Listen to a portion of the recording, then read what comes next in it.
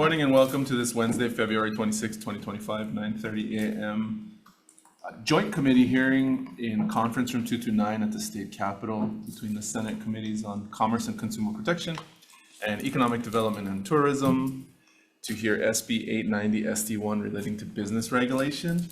This measure prohibits the sale, offer for sale, display, or marketing for sale of any product labeled as poi unless the product is wholly derived from taro that is grown within the state.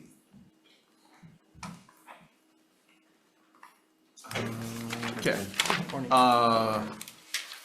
First up, we have the Attorney General's office with comments.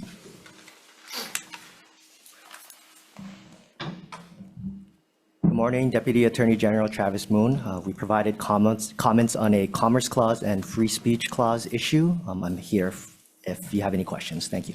Thank you very much. Hawaii Department of Agriculture with comments.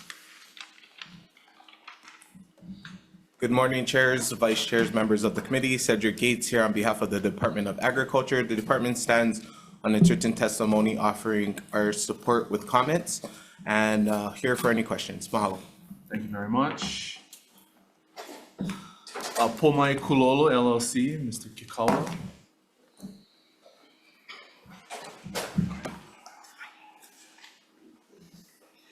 Good morning, Kuchako. I guess, excuse my inexperience, yeah. Oh.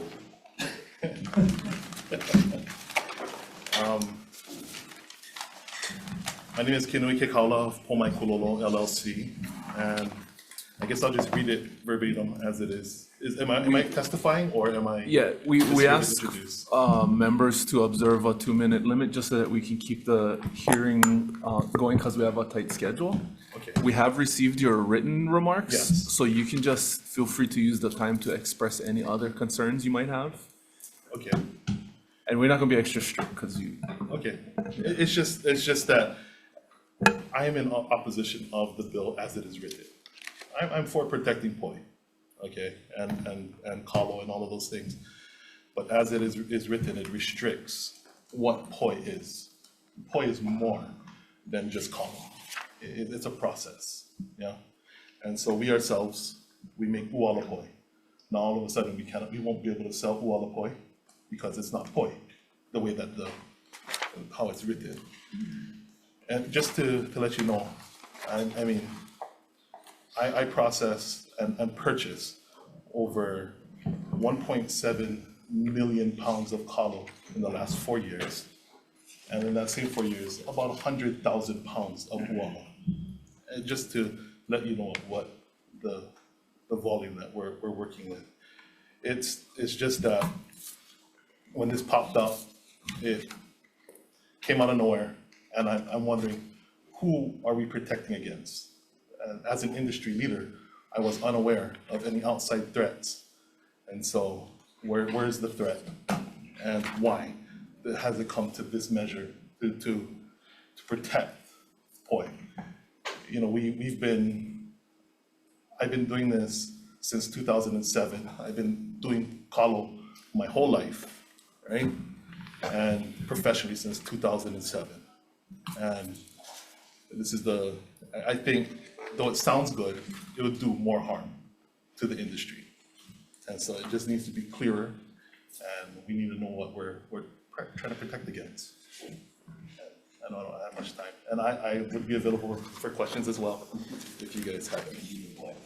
Thank you very much. So that's all I'd also like to know we have written testimony from the following individuals: Joanne Leong in support, Lynn Marizal in support, Keone Shizuma in support. Late testimony from the Office of Hawaiian Affairs in support. Heia National Estuary Research Reserve in support. Ko'olau Foundation in support. Ko'olau Pokohoin Civic Club in support. Pomai Kaula in opposition. Kamaili Turkin in support. Vivian Lee and Charlie Rapoon in support. Richard Cohen with comments. Is there anyone else who would like to testify? Please.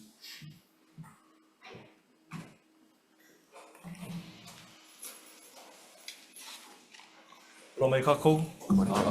Chairs, thank you so much for this opportunity.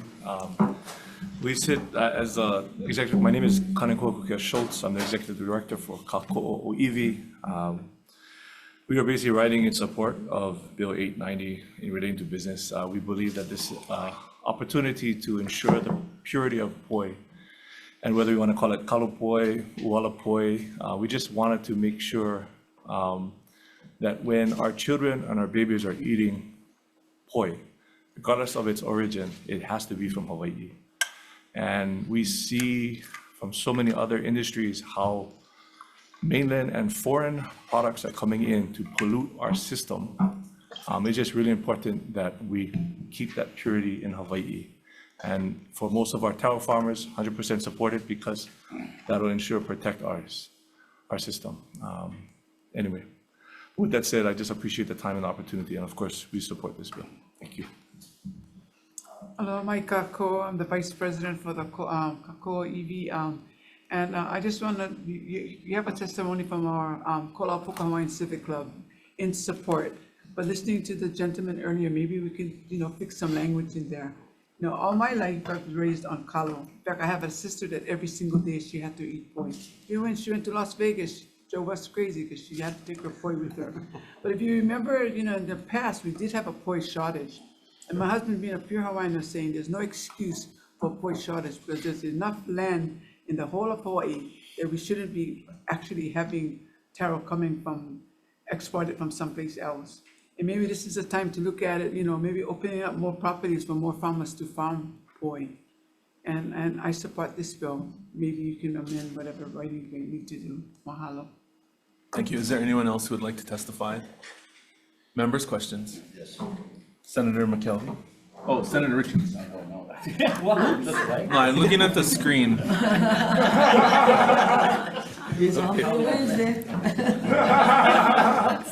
Yeah. No, it's actually from Mr. Kekaula.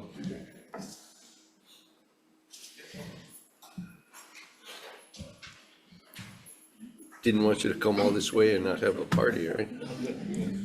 Actually, all kidding aside, so, and to address the concern here, completely agree. Problem is we don't produce enough kalo in the state, and we have a shortage. And it just, since you're a manufacturer, how challenging is it for you to buy local kalo? When I first started, it's very, very, very difficult to break into the commercial industry. There was only 2 commercial leaders at the time, and they controlled most of the taro production. And most kalo farmers didn't want to deviate from sending their taro, so they don't want to risk going in with somebody they don't know because these guys are the sure thing. And so I didn't get into it with commercial taro farmers until 2010. And even when I did, it was short. We didn't have enough. And so I did what any business does, and you look into vertical integration, right? Mm-hmm. When there's a lack in the supply chain, you look into vertically integrating. And every other person in the industry has done the same. Taro Brand had their own farm in Haleiwa. Hanalei Poi, they started off as farmers, and we started off as producers and ended up farming. So we took on a farm, and even with that farm, we get bad weather, we get there's no bad water. You have all of those things that account to not having enough taro. And so it's difficult, and that is our goal. We've been trying to grow more. And I think the biggest problem, though, is we talk about kalo, we talk about its importance, but we're not pushing enough to grow the demand for it. It's so significantly important, but I think we're focusing so much on these small groups. Our Hawaiian people are much larger than an Ahapua or a little community where we're an island, we're a state, and our people are vast amongst this world. And they're hungry for poi too. A lot of them left not because they wanted to, but because they can't afford to be here. And so our goal as Pomai Kulolo Hemeono Poi has always been to make poi affordable and make it a staple and put it back on the palates of the people. And we've been doing that. We've been doing that by keeping our price unchanged, by pushing to try and get poi into the schools so that we can grow our keiki to eat poi. In fact, I've seen that change, but on the way of kulolo. So kulolo's derived from taro. Before, you could only find kulolo on Thursdays, and that's the only time. And the funny thing is, I presented to this entrepreneurship class at Kamehameha Schools just the other week, and none of them remember that. None of them know that. And that was because of Pomai Kulolo. It's because of what we did. We made kulolo available every single day. Fresh kulolo on every seafood display case on Oahu and on other islands. And now these kids, I felt giddy and I felt happy that we were able to impact. But with kulolo, we're able to impact that these kids don't remember not being able to get kulolo. And the great thing is, now they know what kulolo is. Most people didn't know what kulolo was because it was so hard to come by. And just to circle back to what you're saying, it is hard to get kalo. And sometimes there's a glut, and sometimes we're short, and it's always up and down, up and down. We just all need to be on the same page on how we're gonna get it out there. Well, this bill addresses what we've been working on in the coffee industry, the MacNet industry, something Senator Court and I have talked about concerning the cattle industry. If it's Hawaii, it's got to be Hawaii. Yes. But our production isn't there. And I know agriculture is my background. We have 4 million acres in the state. We have 350 acres total in kalo production. Right. It's a little bit shameful because we can do better. Your farm, is it dry land or is it floaty? It is lo'i. Okay, so, and that's the thing, we have some opportunity to really go after this. And so I'm sensitive to what you're saying. I do appreciate, want to be very, because kalo is cultural. Yes. We have to expand the production so the market expands.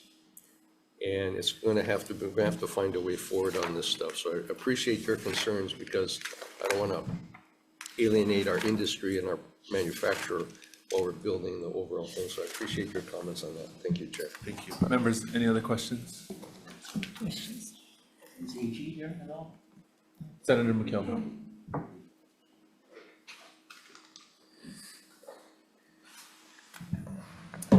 Deputy Attorney General Travis Thank you. Moon. No, this kind of goes off my counter, but I'll make it quick. I agree with your analysis on the United Egg, but how does this bill differ from, we have bills before regulating, in essence, regulating commercial speech by labeling requirements. How come this one is violative and yet the other ones are not? And can this one be reworded like the other ones to avoid this type of? Yeah, I think generally those labeling laws are about truth in labeling. So it's like the labels describe what's in the product. This bill is about like a prohibition on the use of a particular word. So I think if the bill were to be revised to look more like a truth in labeling law, I think those constitutional issues wouldn't be there. Yeah. Okay, thank you, Chair. Members, any other questions? Senator Kim. Okay, I'm not sure who can answer this, but how much kalo comes from outside? The Ag, Department of Ag? Can you answer that? Good morning. Regarding how much poi is produced in Hawaii, is that the No, question? how much taro, How- kalo is coming from the outside? I out of state? don't have the number. We didn't include that in our testimony, but I can follow up and get back to Do you. you know? Come up, stay there. Yeah, maybe Mr. Stay there. Okay. Stay. Oops. The kalo that's being brought into Hawaii is mostly for tabletop taro that other cultures are bringing in. So they're coming in from Fiji, from Samoa, and mainly those are the ones that are bringing in taro. Companies like CPN-EDT bring it in, they bring in fresh taro from Samoa, and they bring in taro from Fiji, frozen taro from Fiji. And that's used, they don't make poi with it, or they make We poi? don't, They won't. you don't make poi with that, but I would like, we did look at it as an option when things were short. You know, I mean, we have to, you know, we have to survive. So I guess I'm asking is what the problem is. I'm certainly can understand labeling and truth, but to be a prohibition, I'm wondering if there's a problem, like, you know, we're being overrun by taro coming in and being used. So you mix your poi with? I do not. I do not mix my poi. What did you say you make? What, you make a certain kind of Wala wala poi. And so it's poi that's made from sweet potato. So Okay. if you were to, I mean, sorry, I wanted to share my testimony, but if you look in there, it's a process. And so Okay. we use all kinds of starches, sweet potato, ulu, there's pumpkin. And do they all come from Hawaii? When we do make it, yes. Yes. So ulu and sweet potato from Hawaii, What? yes. Okay, so it's all, okay, thank you. Yeah, go Jeff. So, Robert, when you short, what happened? When I'm short with taro, what happens? Or any of the ingredients in there, because your ingredient label, Yes. if you have to switch out, what is the impacts to now say I had to substitute with taro that came in from Samoa?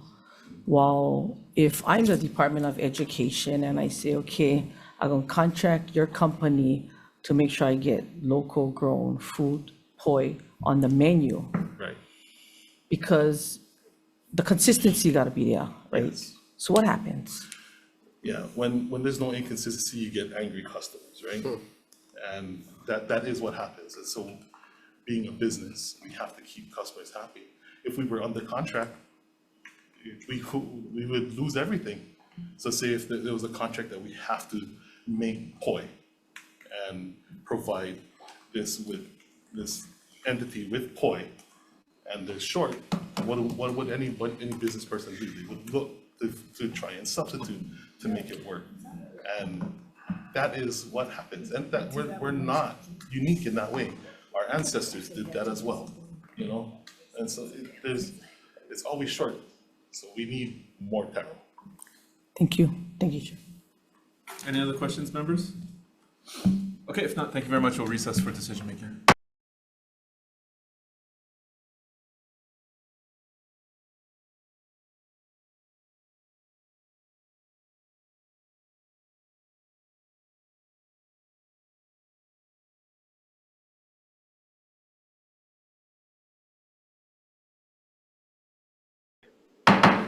Okay, welcome back. This is our 9:30 a.m. joint CPN-EDT agenda in room 229.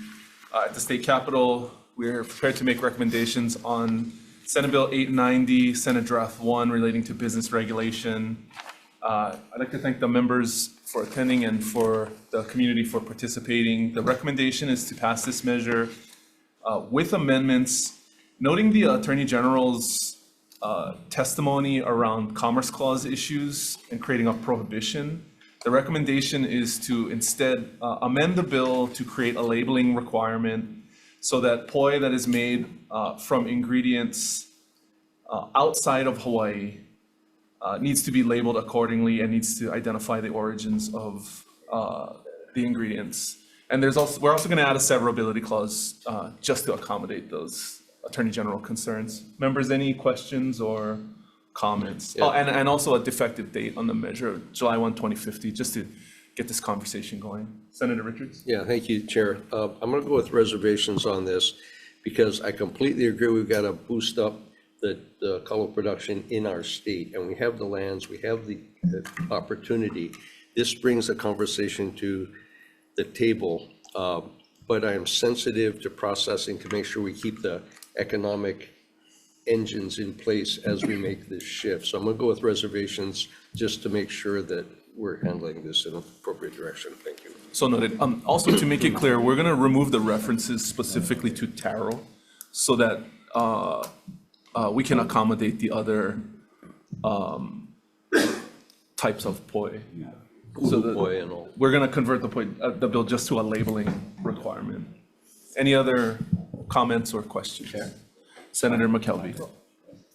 Yeah, no, I was gonna go with WR because of the AG's conversation. However, because you're changing this to be identical to the coffee labeling one, which everybody supported without concerns, I'm gonna go and support it straight up, but thank you for making these changes. Thank you. Senator Quinn. You know, just on a side note, you know, this is where I believe the Department of Ag really needs to step their game up.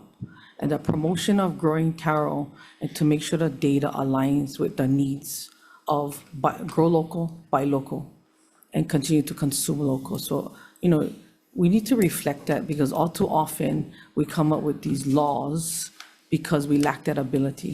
We can put all the land out there, but without the farmers, there's nothing, yeah. So there needs to be a support base within the Department of Ag to reflect the need of basically a staple of Hawaii and its culture. Thank you. Okay, if there are no other comments or questions, Vice Chair for the vote. Passing with amendments, Chair votes aye. Thank you. Vice Chair also votes aye. Senator McKelvey? Yes. Senator Richards? Reservations? Senator Owa? Aye. Measure is adopted. Thank you. Committee on Economic Development and Tourism, same requests. Vice Chair for the vote, Chair goes aye. I vote yes. Senator Fukunaga. Aye. Senator Kim. Aye. Senator Awa. Aye. Chair, the recommendation is adopted. Thank you very much. We're adjourned.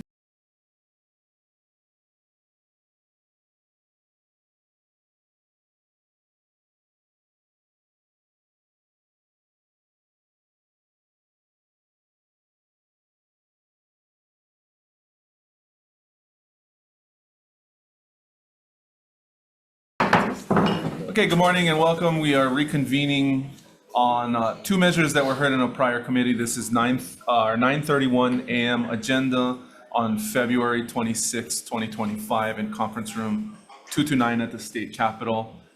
The first measure is SB 1281 SD1 relating to telehealth. The recommendation on this measure.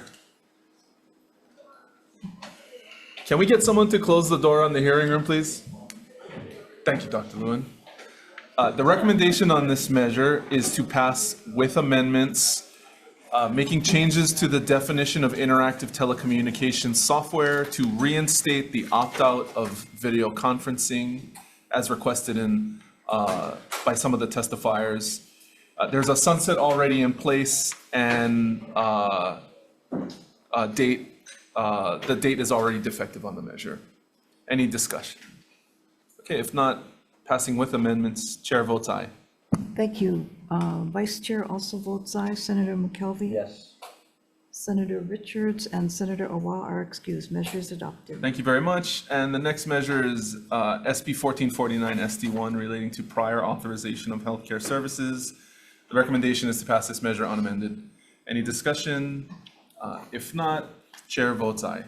Thank you. Of the members present, are there any voting with reservations or objections? Hearing none, measure is adopted. Thank you very much. We're adjourned.